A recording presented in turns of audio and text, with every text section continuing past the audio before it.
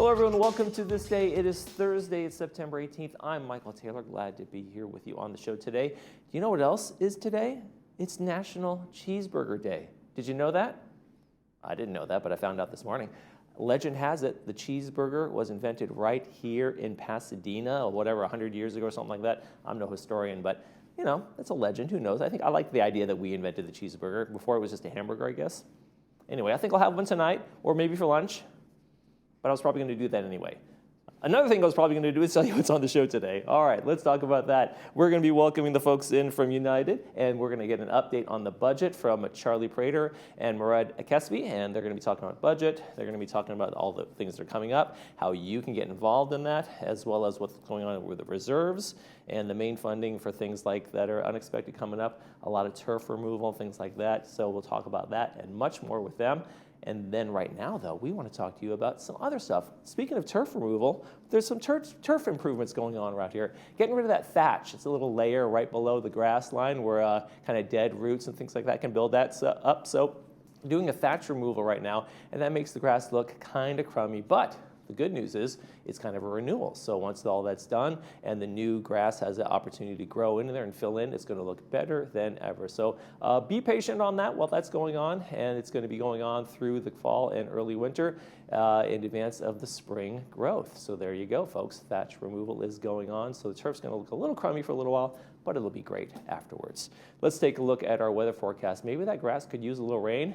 There's a good chance we're going to get rain today. It's kind of hit and miss. No one area has a better chance than others. It's this tropical storm that kind of broke up, and big bands of rain are kind of maybe coming through here today. So we could get a lot of rain or we could get nothing. We'll just have to see. High today is going to be 83 degrees. We're going to have the same slighter chance of rain tomorrow, and then we're getting into the weekend. No more rain out there. Temperatures in the low to mid 80s, and then mid 80s again on Monday. Kind of cool overnights, but it's also going to be a little muggy with this tropical storm, so not as cool as we hope. Those temperatures are going to feel a little warmer than they read on the screen there. Let's take a look at our sunrise and sunset. We got the 19 restaurant here, right here in Laguna Woods. Beautiful shot from there, and thank you very much, Judy Blando, for sending that picture into us.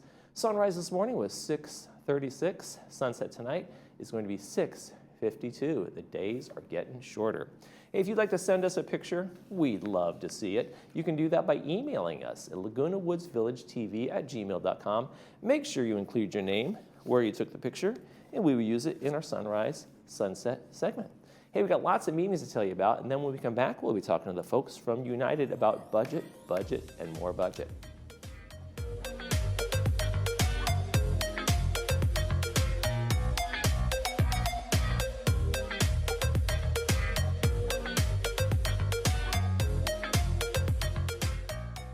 Dental care in America is broken. If you need a dental implant in the States, you're looking at somewhere between $3,600 and up to $8,000, and that's per tooth. And for a full mouth restoration, you're talking somewhere between $40,000 and $100,000.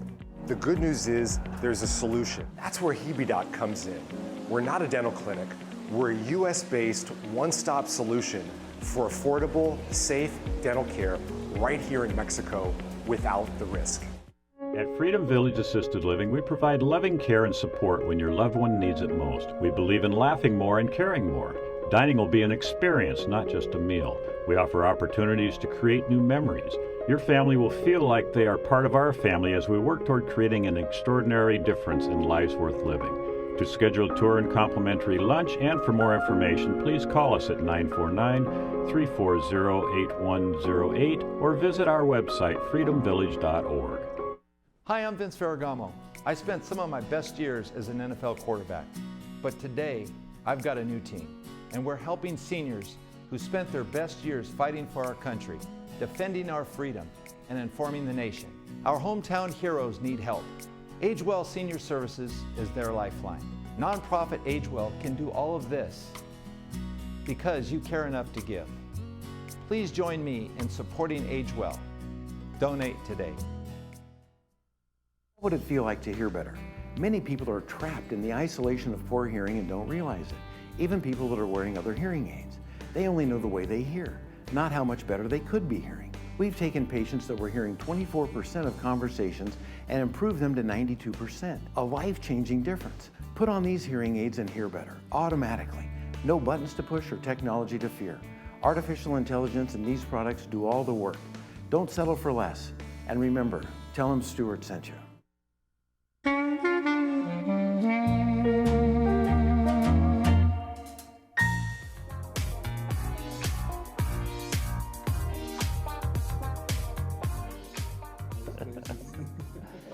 We're already starting our conversation, but I want to welcome Charlie Prater and Nomura Akesby to our program. They're from United, and you guys are, congratulations. The budget is passed. Budget is passed. Yay! Yay. So it's a big undertaking. So let's kind of jump into what it was like getting that budget going and that kind of thing. You had the final vote recently. Is the fourth version of the budget? It was come back. This is the fourth version of it. Yes, and then last meeting at the board meeting, we did approve it. Okay. And what was the debate like as you guys went through it? And how were the versions how did the kind of versions kind of shift around and change and evolve? What was the input from the community you had that helped you kind of focus in on what the priorities might be, things like that? Yeah, it was it was a good budget. We came up with a good budget for 26. It was a reasonable compromise among the United board members themselves, because we had different ideas about several issues, but also a good compromise with our service providers, the GRF and VMS. And we also received lots of feedback, obviously, from our residents who came to our meetings. We had several meetings to discuss the budget. So that budget evolved over time, included feedback from all the stakeholders, our residents, board members, VMS, GRF. That's why it took over 5 months and 4 versions. Now, there's always this holding to account. We want the best possible services at the lowest possible prices. Please don't raise the assessments. Things like that are all a factor. And you guys, not only are you a board, but you're residents, so you don't want to see your assessment go up. But there's a balancing act that has to happen, right? It is a balancing act, and it is got to. Our main priority is we want to make sure the village is on top of everything. We don't want any big surprises. We can't. Major events we can't predict, but we want to make sure that we're covered and that the residents understand that. We had a lot of input from residents this year, and it was really good. And we had a very board that was very good about everything. We didn't have any arguments. We had ideas and we shared. So that made it even better, because when we did have changes that we wanted, it wasn't, add $6 more to the assessment or something. It was sort of like, okay, we need this option on our budget. So instead of sitting there and going, let's add $5, $6, $7, $8 on the assessment, let's see where we can take something down a little bit and be more efficient about that project or about that scope of work. And like I said, it went back 4 times, so it went well. The VMS worked on it with us. They're the main key of producing the numbers that we need to see. Okay, let's go through the first slide you guys brought for us, the budget goals, like things like that. So these are some of the things you guys really wanted to make sure happened and were part of the process, right? Yeah, I just wanted to add something to what Charlie just said. Oh, sure. The reason it took so long, over almost 6 months and 4 versions, it's because we had to deal with a lot of constraints and a lot of challenges. And some of them we actually did not control. For example, we're facing an aging infrastructure. The village turned 60 just a few months ago. We also faced higher labor and materials costs. 70% of our cost structure is actually labor, and we do have union contract. We also face skyrocketing utility bills. The water bill for next year will be 20% higher than this year's. So we faced all of this. And actually just yesterday, to make it even more challenging, the Fed reduced short-term interest rates by 1/4 point, which means that our investment income from our reserves funds will earn less money. Right, because they're pretty safe. They're T-bills and things like they're that. They're in T-bills, and the T-bills will earn less money. So we need to make that up somewhere else. Also, a lot of your viewers rely on fixed income, and they're going to get less interest. Which means that they're not going to be as they're not going to be able to bear higher HOA fees if interest rates keep going down. So that's why it's important to look at other ways besides just increasing HOA fees. Absolutely. Right. So back to that slide, though, like you guys were talking about, I want to kind of go through this, make sure we hit all the things, right? In terms of their budget goals and short-term operating and long-term reserves and those kinds of things. So what are some of the most important things you kind of took to this budget process? Well, I think the most important thing we had to face during this budget process was our reserve, to tell you the truth. The reserve has been in decline for quite a few years. So when you have a declining reserve and your spending is still going up, Right. there's a hard thing to put together there. We were very, very adamant, and we came up with some really good ideas, I think, and like you said, the Treasury and all this stuff that we get our interest is. But this reserve, for the first time in almost 8 years, we plan on having, on this chart you see there, as the spending and the reserve are going to come together, and we plan on putting about over $2 million back into the reserve in 2026. Yeah, because there's only so many times you can go to the piggy bank, so to speak, Exactly. right? Before it becomes a point where it's like we can't cover a big emergency, or we're going to be in trouble here, right? Yeah. So as you can see from on that slide, you see that the assessments line has been below the expense line since 2018. That means what you just said. We've been raiding the piggy bank, and in order to keep operating costs lower and not increase operating assessments as high, we kept going back to the reserve. But you can't do it forever. At some point, you need to replenish the reserve, and that's what we did. So when you look at 2026, you see that those two lines are meeting each other, meaning that the assessment is living up to the reserve. We are fully funding the reserve so that the reserve will not drop any further. So that was an important step that the board took this year. I think that was the most important step we took. Right. to Stop tell you the truth. raiding the piggy bank, so to speak. Stop the Now, in bleeding terms of of the the reserve, I mean, so people understand, the reserve is really not meant to be for regular cost annual budget kind of things, right? It's meant to be for unexpected, roof repairs and things like that come up that are like unforeseen in terms of the regular cost of just doing business. Right. Oh, that's very important, because we do have a small contingency fund also, which we're funding more money. The contingency fund is important, because if we do have a minor project that all of a sudden we need more money for, and it's legitimate, and we say, yes, we Dry need rock this. repair, there's more than we found once we open up the wall kind of thing. Yeah, we don't have to raid the reserve, and that's important. And that's another fund that has actually been increased very slowly, but it's been increasing as time goes by. And so, what is the kind of the threshold that you don't want to go under when you have a reserve? Is there a certain percentage that you as the best practices and things like that? That's a very good question. The most experts say that we should not drop below 30%. The issue is we've been below 30% for a while now, and we're actually hitting 22%. Okay. And we are expected to go to 19% by 2030. So even though we did increase reserves, and we want to continue doing that, we are facing so many challenges. We're facing new legislation, for example, AB 1572. Right. We are facing, which I just mentioned, lower interest rates, which will impact invest income, and the higher costs of labor and materials. So it's going to take a lot of effort to make sure that we stabilize the reserve at around in the high teens before we can move up in the 20s, and then hopefully to 30 in the years to come. But it's very important that we all realize that HOA fees cannot be the only answer to this. Right. We cannot replenish reserves and all this just by asking people for more HOA fees going forward. We also need to find a balance between what's clearly necessary and what's comfortably desirable. We need to make some choices. We also need to find efficiencies. And for that, we need a culture of innovation. And unfortunately, we're still working on that. Sometimes it feels like to find an efficiency, it's like catching lightning in a bottle.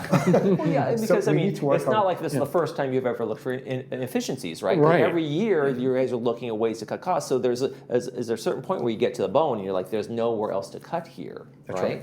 Yeah, and that happens. It's like, you can only cut, for instance, landscaping so much. Okay, our landscaping people do a great job. You really don't want to take that away. If anything, we need to increase. But we're asking them to stay strong with what they're going and go forward with what they have, without any cuts. Okay, the cuts that are coming from other things. Maintenance and construction, another very important entity in this village. Those two, we did not try to cut them at all. Okay, so going forward, hopefully next year we can come up with some new ideas to get some new revenue. Right. We're always looking for new revenue. There you go. We rent out the pools to kids on the weekends. How about AB? I want to talk a little bit more about that. How is that going to be, maybe, we don't know yet, the future impacting what's going on? Okay, well, AB 1572. 1572, yes. That is a strange saying. It's still being interpreted up in Sacramento. We haven't had the big guidelines. This is what we do. Right. We do have one thing that happens with United. We have potable water. We do not have recycled water on this side of the El Toro. Right. Some reason it got skipped. So until we hear, pardon me, until we hear what AB 1572 tells us what we have to do, we gotta wait. We have to wait and see. We had an opportunity. In fact, this last month we had an opportunity to do 1,000 square feet of turf removal. Okay, which costs about $6 a foot to remove.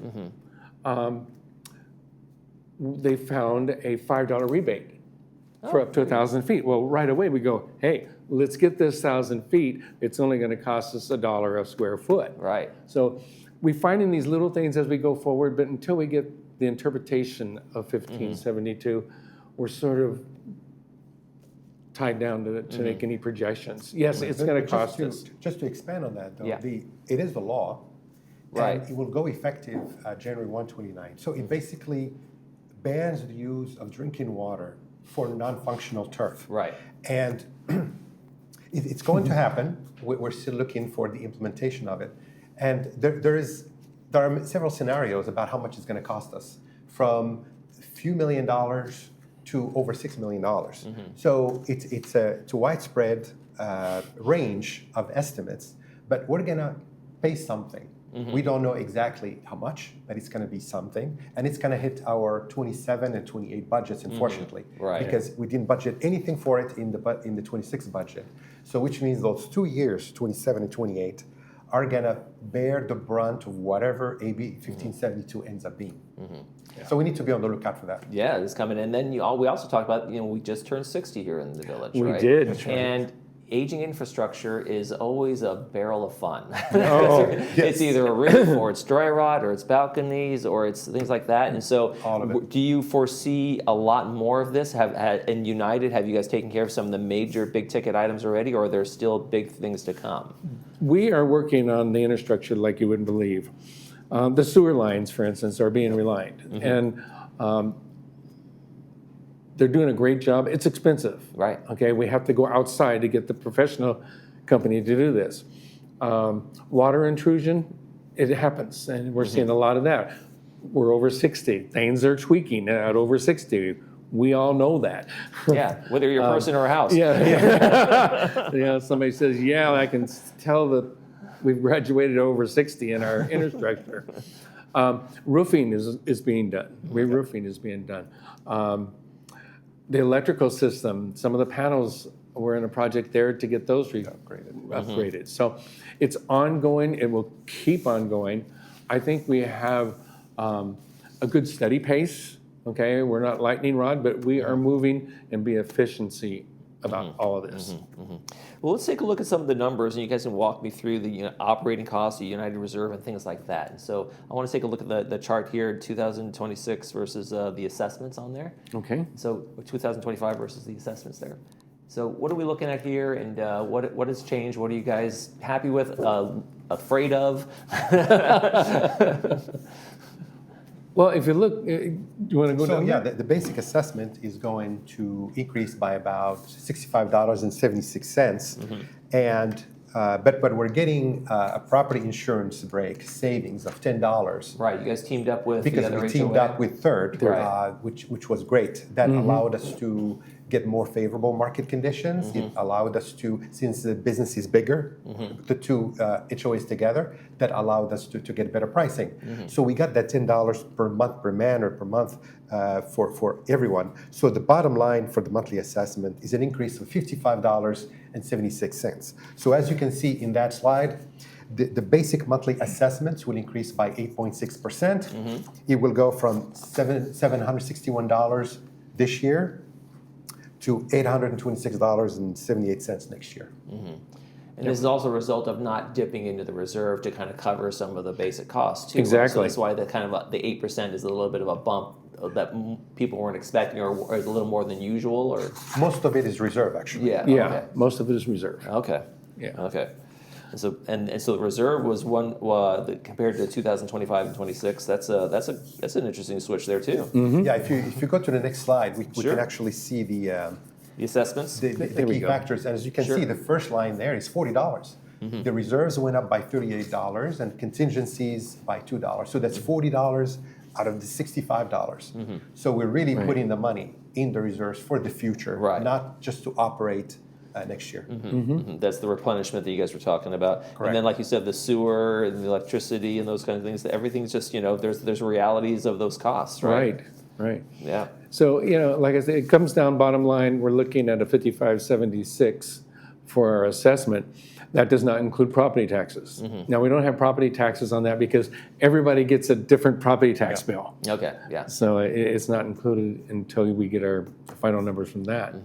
Our savings on the $10, just to let people know, since we did get in with Third on the insurance, believe it or not, in June 1st is when all that changes. It's going to happen again, and we're already next month having our first meeting to work on the insurance for next year. Okay, In June, wow. the change. I will say Daniels does a great job of putting this together with BMS and working with the brokers, and we have a new program that we're looking at. We couldn't look at it for this year because timing.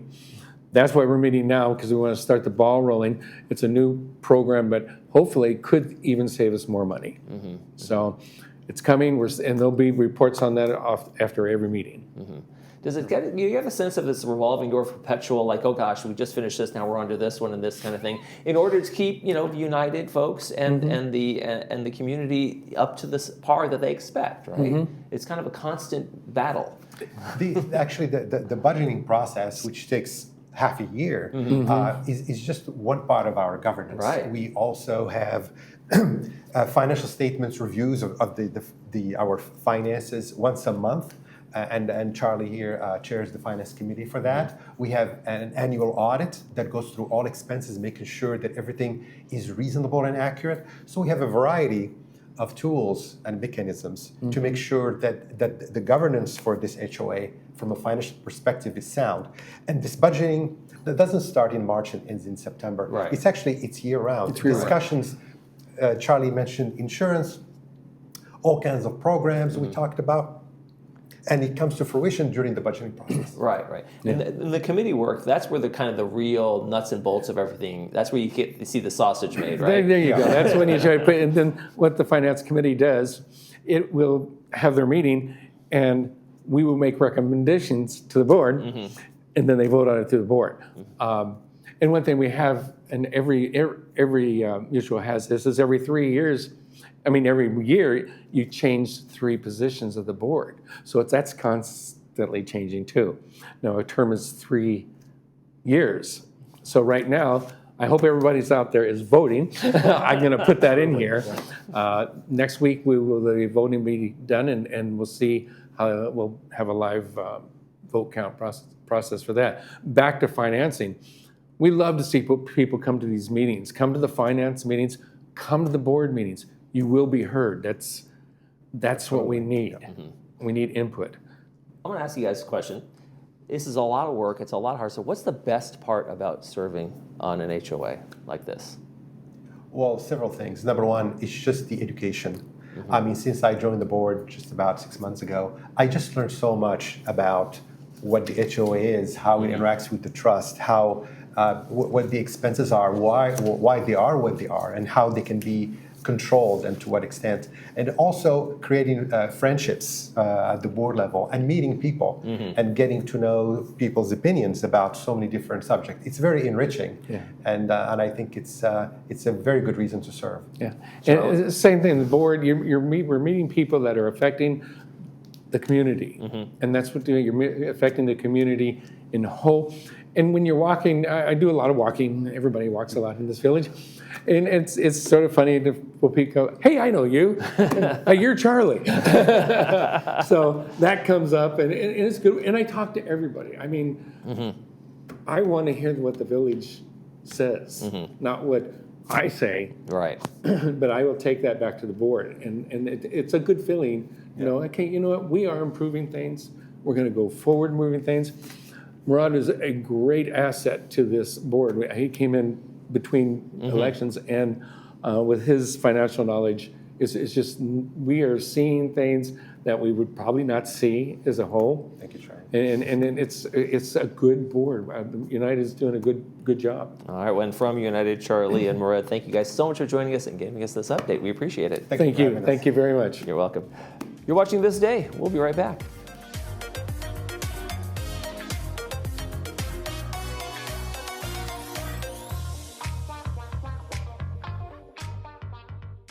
Someone asked me recently, what is Thrive? Thrive is a group in the village that seeks to inspire quality living in every chapter of our lives. They asked, how do you do that? We bring people together and promote themes such as kindness, positivity, joyfulness, resilience, and mindfulness in a complex world, as these behaviors enhance wellness and increase cognitive and physical health.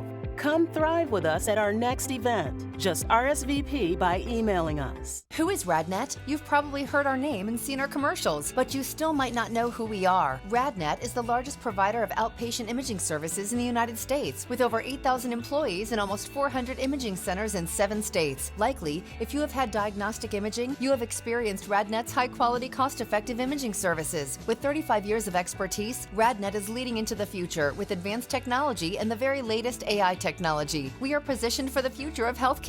RadNet, leading radiology forward. Caring Senior Service provides a variety of care services to help seniors age in place. To learn more about how we can help your family, contact us today.